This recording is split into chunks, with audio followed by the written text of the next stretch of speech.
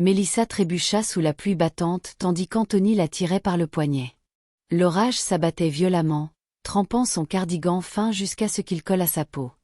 L'eau dégoulinait de ses cheveux dans ses yeux, mais elle ne leva pas la main pour l'essuyer. Elle se tenait serrée contre elle-même, frissonnant sous le froid et le poids de l'humiliation. Derrière les rideaux et les stormiclos, les voisins observaient. Leurs visages luisaient faiblement dans la lumière tamisée de leur salon, témoin silencieux de sa honte. Personne n'ouvrit une porte. Personne ne s'avança.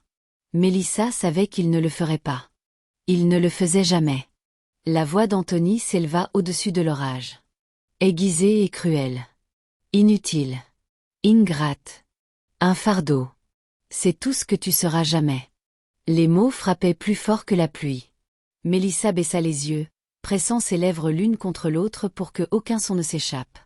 Elle ne lui donnerait pas la satisfaction d'entendre son cri. Même si les larmes coulaient déjà sur ses joues, perdues dans l'eau qui tombait du ciel, la poigne d'Anthony se resserra avant qu'il ne la repousse. Elle recula en trébuchant, ses chaussures éclaboussant les flaques. Sa poitrine lui faisait mal, mais elle resta silencieuse, les bras étroitement croisés autour d'elle comme si le fin tissu de son cardigan pouvait la protéger à la fois de l'orage et de l'homme qui lui criait dessus. En elle, une autre tempête faisait rage. Elle voulait hurler qu'elle était celle qui payait la maison, la nourriture, les factures qui maintenaient les lumières allumées dans les pièces mêmes où les voisins l'espionnaient maintenant. Elle voulait crier que sans elle, il n'y aurait rien. Mais sa voix restait enfermée à l'intérieur, enfouie sous la peur, la loyauté et des années à se faire dire qu'elle n'était pas assez. Anthony se tenait droit, la poitrine haletante, la pluie glissant sur son visage. Aux yeux du monde, il ressemblait à un homme en contrôle, disciplinant sa femme. Pour Mélissa, il n'était qu'une ombre délabrée de l'homme en qui elle avait autrefois cru. Elle connaissait la vérité. Elle la portait chaque jour à travers des shifts de 12 heures en tant qu'infirmière, à travers des budgets interminables à la table de la cuisine, à travers des nuits sans sommeil où elle se demandait combien de temps encore elle pourrait empêcher tout de s'effondrer. Elle n'était pas inutile. Elle maintenait tout ensemble. Mais personne ne le savait. Personne ne voyait. Les sanglots de Mélissa se turent en silence. Elle fixait le sol mouillé, ses pieds lourds comme s'ils s'enfonçaient dans la terre elle-même. Autour d'elle, le quartier redevint calme, les stores se fermant un à un. L'orage persistait. La colère d'Anthony mijotait en marmonnement, mais ses mots brûlaient encore. « Tu n'es rien sans moi. » Il se tourna et rentra en claquant la porte, la laissant frissonner seule dans l'orage sombre et dégoulinant. Mélissa ne bougea pas tout de suite. Elle laissa la pluie couler sur elle, lavant son visage, refroidissant le feu de la honte dans sa poitrine. Elle regarda ses mains, serrées si fort autour de son cardigan que ses jointures étaient blanches, et se posa la question qu'elle évitait depuis trop longtemps. Pourquoi restait-elle encore ici à endurer cela? Et quelque part au fond d'elle, une autre question remua, plus lourde, plus forte. Que se passerait-il quand quelque chose se briserait enfin? Mélissa était dans la trentaine, une infirmière qui travaillait de longues heures épuisantes à l'hôpital. Elle était connue pour sa douceur avec ses patients, toujours prête avec un sourire aimable. Même quand son propre corps réclamait du repos. Mais derrière ce visage calme, Mélissa portait un lourd secret. C'était elle qui maintenait le foyer uni.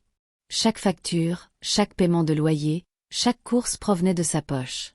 Elle le faisait seule depuis plus d'1 an, bien que personne ne le sache sauf elle. Sa vie était devenue un cycle de travail et de sacrifice. Mélissa quittait souvent pour ses shifts avant le lever du soleil et rentrait longtemps après son coucher. Certaines nuits, elle s'asseyait à la petite table à manger, encore en tenue d'infirmière, et parcourait son cahier rempli de chiffres. Elle écrivait avec soin, étirant chaque paix au maximum. Les rêves qu'elle avait eus autrefois, voyager, reprendre les études, ou même s'acheter une nouvelle robe étaient rangés au fond de son esprit. La stabilité était tout ce qui importait maintenant. Et la stabilité signifiait garder les lumières allumées, le loyer payé, et la fierté d'Anthony intacte. Anthony était son mari pour quiconque en dehors de leur maison. Il était l'image même du charme. Il savait rire au bon moment, sourire largement quand les voisins passaient et raconter des histoires qui le faisaient paraître réussi.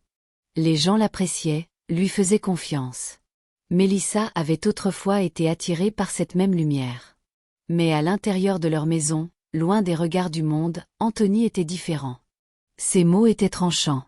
Sa fierté fragile. Il voulait être l'homme qui pourvoyait. Mais ce rôle lui avait échappé 1 an plus tôt quand il avait perdu son emploi. Depuis, Anthony vivait dans le déni. Il prétendait être encore en charge, encore le pourvoyeur. Il agissait comme si le salaire de Mélissa n'était qu'une petite aide, pas la bouée de sauvetage qu'il était vraiment. Et chaque fois qu'elle s'approchait de dire la vérité, il la faisait taire avec la honte. Quelle sorte d'épouse embarrasse son mari? Il disait, ferme-la.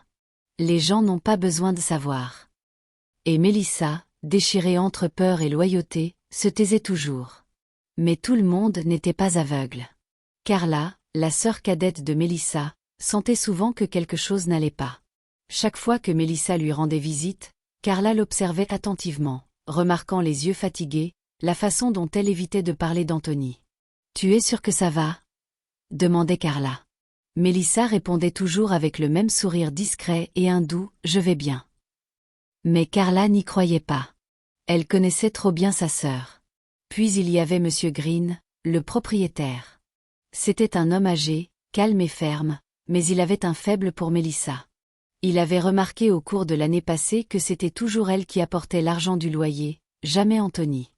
Elle payait toujours à temps, parfois même en avance, et toujours avec un merci poli. Monsieur Green ne posait jamais de questions, mais le respect dans ses yeux lui disait qu'il comprenait plus qu'il ne le disait. Mélissa se sentait souvent prise entre 2 mondes. Dans l'un, elle était une épouse loyale protégeant la fierté de son mari, cachant ses échecs. Dans l'autre, elle était une femme noyée d'épuisement, suppliant silencieusement que quelqu'un la remarque, l'aide. Mais l'aide ne venait jamais. Elle portait tout mois après mois jusqu'à ce que le poids s'enfonce profondément dans ses os. La nuit, quand Anthony dormait profondément à ses côtés, Mélissa restait éveillée à fixer le plafond. Sa poitrine était lourde alors qu'elle pensait à l'argent qui filait entre ses doigts, aux factures qui semblaient grossir chaque mois. Parfois, elle imaginait ce que ce serait de vivre pour elle-même, de respirer sans peur du tempérament d'Anthony, de rire sans se soucier de qui pourrait entendre.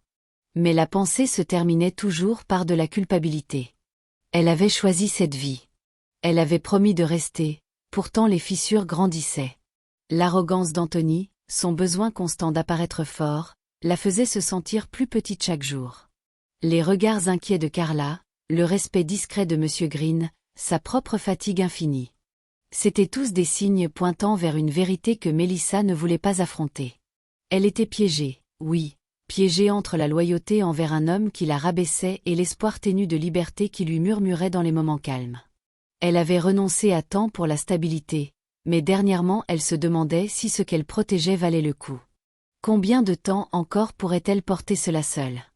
Et combien Anthony prendrait-il de plus avant que quelque chose en elle ne cède enfin? L'ego d'Anthony se fissura un soir où il sortit dîner avec un groupe d'amis. Ils rirent, burent et mangèrent comme si la vie était simple. Et pendant un moment, Anthony parvint à maintenir l'acte. Mais quand l'addition arriva, tout changea. Son ami Tom la prit en premier et plaisanta. « Allez, Anthony. Pourquoi ne pas payer celle-là, grand homme? Tu devrais y arriver sans problème. » Le sourire d'Anthony se figea. Ses poches étaient vides, mais il ne pouvait pas le dire. Il bafouilla, bredouilla, et finalement Mélissa sortit discrètement sa carte et paya. Elle ne dit rien, mais le rictus de Tom en dit long. On dirait que la femme s'en charge, taquina Théil. La table éclata de rire. Anthony rit aussi, mais sa mâchoire se serra. La honte brûla plus fort que le feu. Ce moment le blessa plus profondément que n'importe quelle insulte. Il quitta le restaurant en serrant le bras de Mélissa trop fort, son visage rigide de calme forcé. Quand ils rentrèrent, le masque tomba. Anthony claqua la porte si fort que les murs tremblèrent. « Tu m'as humilié, rugit-il. Devant tout le monde. Tu m'as fait passer pour moins qu'un homme. » Les yeux de Mélissa s'écarquillèrent. « Anthony, je voulais juste aider. Je ne voulais pas qu'il te voie lutter. »« Aider » cracha-t-il le mot comme du poison. « Tu penses être le pourvoyeur maintenant? Tu penses être meilleur que moi ?» Mélissa essaya d'expliquer, mais ses mots furent noyés par sa colère. Il arpentait la pièce comme un animal en cage, sa fierté saignant de la blessure laissée par la plaisanterie de Tom. Puis, dans une explosion soudaine, il attrapa le poignet de Mélissa et la traîna vers la porte. « Tu dois apprendre ta place », cria-t-il. Avant qu'elle ne puisse l'arrêter, il la traîna dehors dans l'orage. La pluie tombait en trombe, la trempant instantanément. Elle trébucha, son cardigan collant à elle comme une seconde peau, ses cheveux plaqués sur son visage. Anthony se tenait droit, sa voix assez forte pour que les voisins entendent. « Voilà ce qui arrive quand tu oublies qui commande », hurla-t-il. « Tu n'es rien sans moi. »« Rien. » Mélissa ne dit rien. Elle resta là, trempée et brisée, se tenant serrée. Derrière les rideaux, des ombres de voisins regardaient, puis disparaissaient, réticents à s'impliquer. La honte pesait sur sa poitrine. Mais plus profondément, c'était l'épuisement. Elle ne pouvait plus distinguer si elle gardait le silence pour le protéger ou si elle était simplement trop fatiguée pour se battre. Quand Anthony rentra enfin en trombe, la laissant frissonner sous la pluie, Mélissa s'attarda. L'orage battait contre sa peau, mais à l'intérieur, une autre tempête commençait à se lever. Plus tard cette nuit-là, quand la maison fut calme, Mélissa s'effondra au bord du lit. Les larmes coulaient sur son visage alors qu'elle enfouissait sa tête dans ses mains. La question qu'elle évitait depuis des mois revint plus forte que jamais. Pourquoi le protégeait-elle encore? Pourquoi couvrait-elle ses mensonges pendant qu'il la rabaissait? Elle essuya son visage et se leva. Quelque chose en elle lui dit de vérifier le tiroir où Anthony gardait le vieux courrier. Elle l'ouvrit et se figea. À l'intérieur s'empilaient des lettres non ouvertes et cachées. Avec des mains tremblantes, elle les déchira une à une. Son cœur se serra. Des factures impayées et en retard. Des dettes de cartes de crédit à son nom. Des menaces d'expulsion. Des avis finaux tamponnés en rouge. Anthony n'avait pas seulement ignoré leurs problèmes. Il les avait enterrés sous des mensonges, la laissant porter le poids seule. Mélissa s'assit par terre entourée de papiers, sa respiration s'accélérant. La vérité était claire maintenant. Ce n'était pas seulement une question de fierté ou de paix ou de loyauté. C'était une question de survie. Si elle restait dans cette maison, dans ce mariage, dans l'ombre d'Anthony, elle se perdrait complètement. Pour la première fois, elle sentit une étincelle de quelque chose qu'elle avait oublié. De la colère, oui, mais aussi de la clarté. Elle ne pouvait plus prétendre. Elle ne pouvait plus protéger un homme qui détruisait sa vie pièce par pièce. L'orage dehors était passé, mais à l'intérieur de Mélissa, un autre ne faisait que commencer. Mélissa brisa enfin son silence un dimanche après-midi chez Carla. Sa sœur lui versa une tasse de thé, puis étudia son visage avec soin.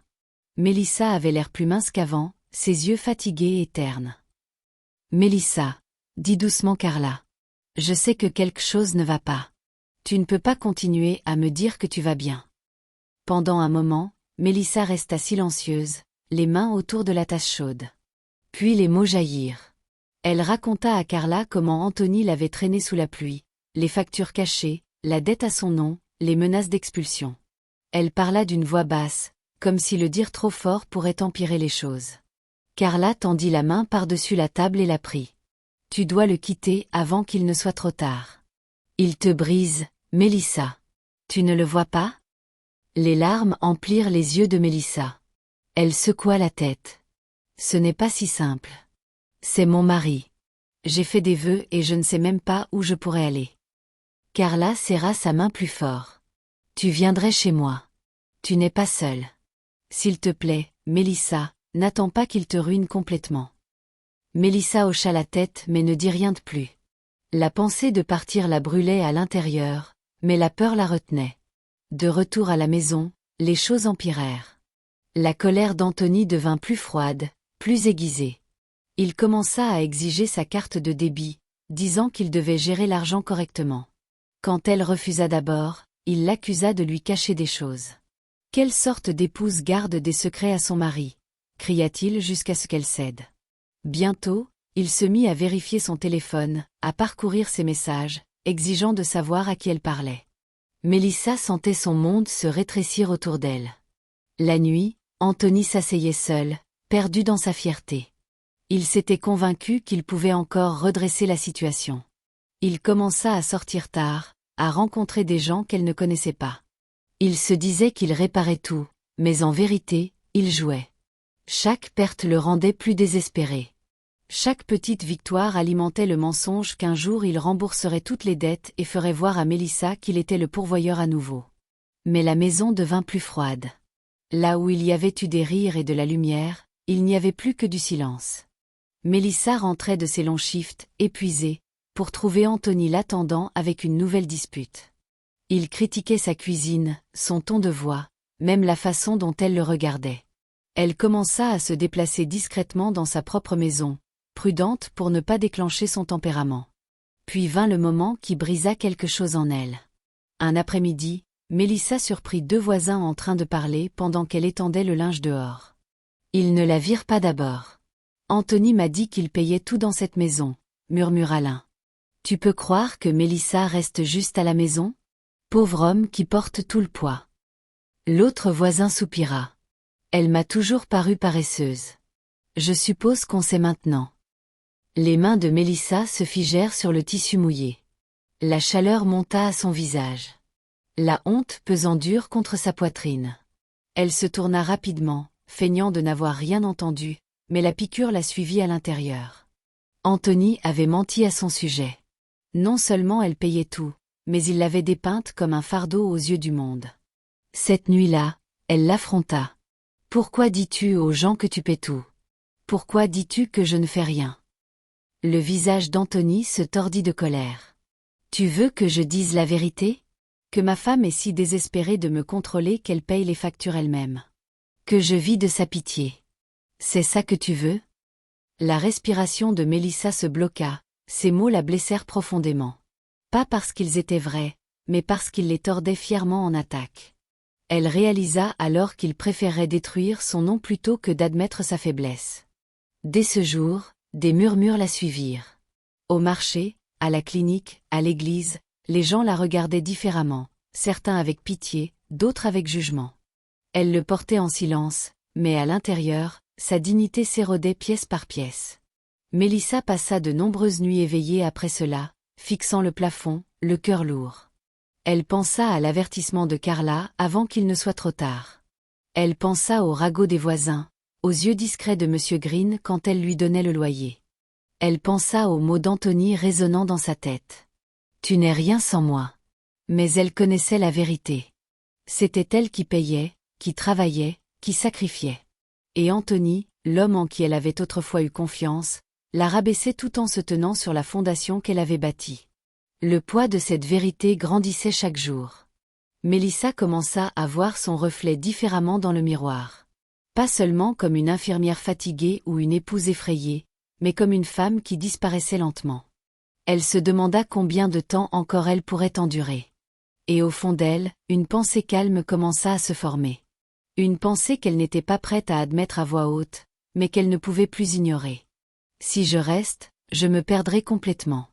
Mélissa atteignit son point de rupture un samedi soir lors d'une réunion de famille.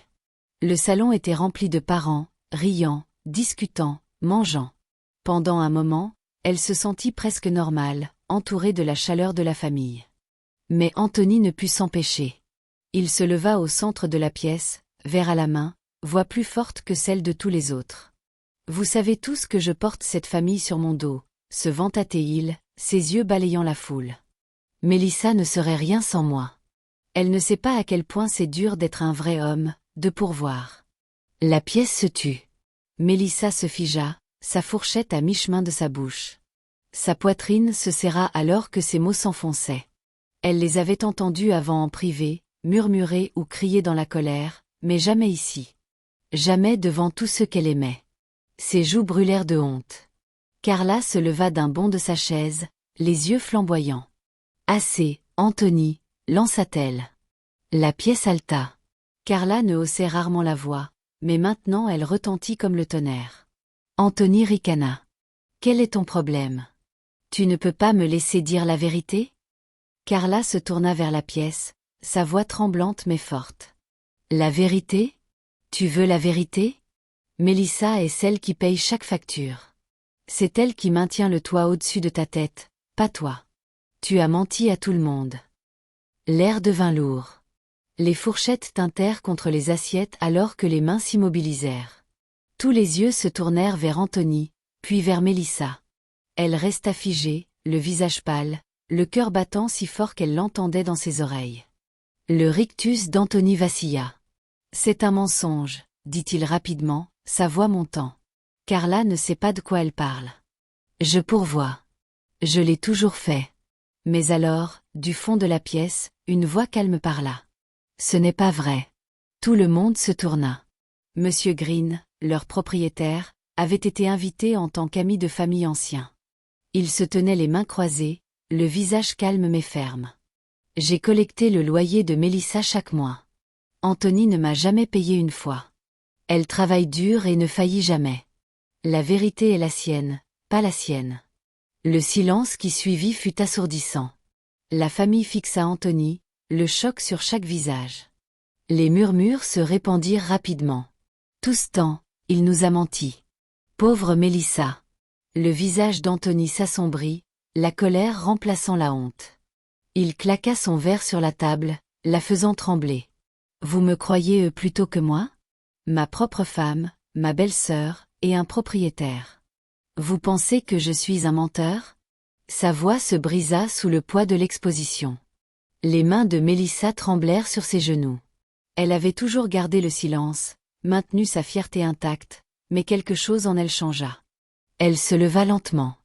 Pour la première fois depuis des années, sa voix ne tremblait pas. Ils ont raison, Anthony, dit-elle, son ton stable. Je paye tout. Chaque chèque de loyer, chaque course, chaque facture. Et toi, tu m'as rabaissé tout en te tenant sur ce que j'ai bâti. Des halètements résonnèrent dans la pièce. Les poings d'Anthony se serrèrent. Il s'avança vers elle, les yeux fous, le corps tendu comme prêt à frapper. Pendant un moment, la famille retint son souffle, craignant que quelque chose de violent n'arrive. Mais Mélissa ne recula pas. Elle se tint droite, épaules carrées, soutenant son regard avec des yeux fermes. « Tu ne me feras plus taire, » dit-elle fermement. Anthony se figea, choqué par sa défi. La pièce sembla pencher alors que le pouvoir bascula en cet instant. L'homme qu'il avait toujours crié au silence se tenait maintenant exposé, ses mensonges se dénouant devant tout le monde. Mélissa prit une profonde inspiration et regarda les visages de sa famille, puis revint à Anthony. « J'en ai fini. Je ne vivrai plus comme ça. Je pars. » Les mots planèrent lourdement dans l'air, finaux et tranchants. Anthony ouvrit la bouche, mais aucun mot ne sortit. Il le vit dans ses yeux. Ce n'était pas une menace ou une supplication. C'était une décision, un moment irréversible. La famille recommença à murmurer, certains se précipitant vers Mélissa, d'autres secouant la tête vers Anthony. Carla enroula son bras autour de sa sœur, murmurant « Tu es courageuse. Tu n'es pas seule. » Pour la première fois depuis des années, Mélissa sentit sa poitrine se soulever comme si elle avait porté une montagne et l'avait soudain lâchée. La peur qui l'avait enchaînée était partie. Le pouvoir d'Anthony sur elle avait pris fin. La tempête qui bouillonnait en elle avait enfin éclaté, et dans les décombres, Mélissa trouva sa force. Mélissa rangea discrètement ses affaires. Le lendemain matin, elle se déplaça lentement dans la chambre, pliant ses vêtements, glissant ses livres d'infirmière dans un petit sac, et ne prenant que ce qui lui appartenait vraiment. Il n'y eut pas de cris, pas de bruit, juste le son des tiroirs s'ouvrant et se fermant. Elle voulait la paix, pas le chaos. Anthony se réveilla à la vue de sa valise près de la porte. Ses yeux s'écarquillèrent. « Mélissa, non, tu ne peux pas partir. » Elle ne répondit pas tout de suite. Elle continua à plier un pull, le plaçant soigneusement dans son sac. « S'il te plaît, » supplia-t-il, sa voix se brisant. « Je changerai. Je ferai mieux. Ne pars pas. » Quand elle ne le regarda pas, son ton changea. La colère revint dans sa voix. « Tu penses pouvoir juste t'en aller après tout ce que j'ai fait pour toi? Tu n'es rien sans moi. » Mélissa se tourna enfin vers lui, les yeux calmes. « J'étais rien avec toi. Je pars pour me retrouver. » Ces mots blessèrent plus profondément que n'importe quelle dispute. Les épaules d'Anthony s'affaissèrent. Il s'effondra sur le lit, enfouissant son visage dans ses mains. Pour la première fois, Mélissa vit de la honte en lui. Pas de la fierté, pas de la colère, mais de la honte. Il réalisa que sa vie se défaisait, et qu'il ne pouvait rien y faire. Carla arriva peu après, aidant Mélissa à porter ses sacs à la voiture. Elle tint la main de sa sœur fermement. Tu es plus forte que tu ne le sais, murmura-t-elle. Tu n'as jamais été impuissante. Il t'a juste fait te sentir comme ça. Avec le soutien de Carla, Mélissa sentit sa poitrine se soulever pour la première fois depuis des années. Les chaînes du silence et de la peur étaient parties. Pendant ce temps, le monde d'Anthony commença à s'effondrer. Les amis qu'il avait autrefois admirés l'évitaient maintenant, murmurant dans son dos. Ses mensonges avaient été exposés. Sa fierté brisée. Les dettes qu'il avait cachées s'accumulaient plus haut chaque jour.